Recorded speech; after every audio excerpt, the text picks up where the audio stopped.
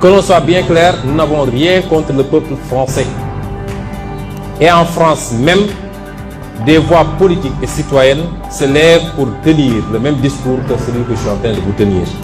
Nous sommes ouverts à travailler avec tout le monde, dans le sens d'une collaboration gagnant-gagnant. Nous avons besoin de gens qui investissent en respectant les lois de ce pays, réaménagées d'ailleurs. Nous avons besoin des gens qui transfèrent la technologie. Nous avons besoin de gens, il faut que ça cesse, il faut que ça cesse. Je ne suis pas en train de dire que la France est à l'origine de tous nos maux. Elle n'est pas responsable de la corruption de nos élites.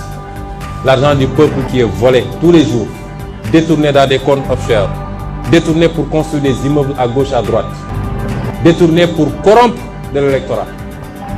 C'est ça, la France n'en est pas responsable. Même si son attitude complaisante peut y jouer pour quelque chose.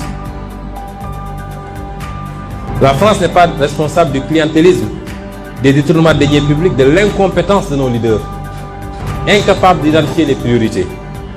Elle n'est pas responsable forcément du bradage de nos ressources, même si elle en bénéficie très largement.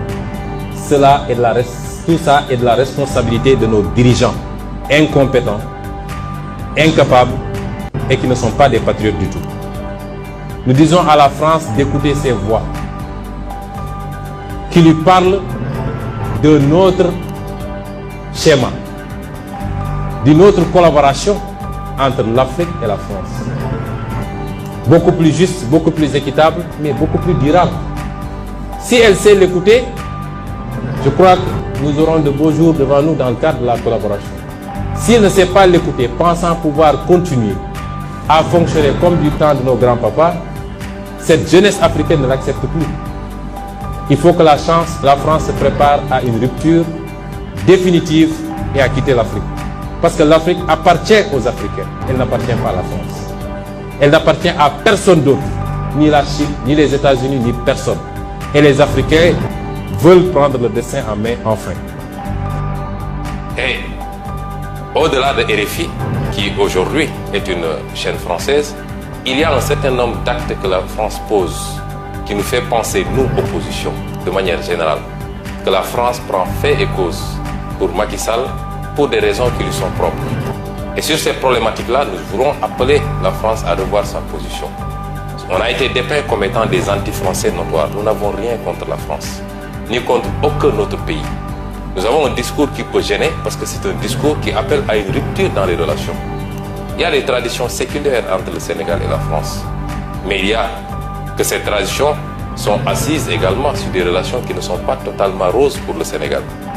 Nous sommes au XXIe siècle, le monde est en train de changer, je l'ai dit tantôt. La carte géopolitique du monde doit appeler chacun à revoir son attitude. Il ne s'agit plus de placer un président, de lui apporter un total soutien, tant qu'il accepte la coopération telle que vous la voulez ou telle que vous l'entendez. Nos pays aspirent à autre chose et nous voulons continuer des partenariats, mais dans le sens d'un partenariat gagnant-gagnant.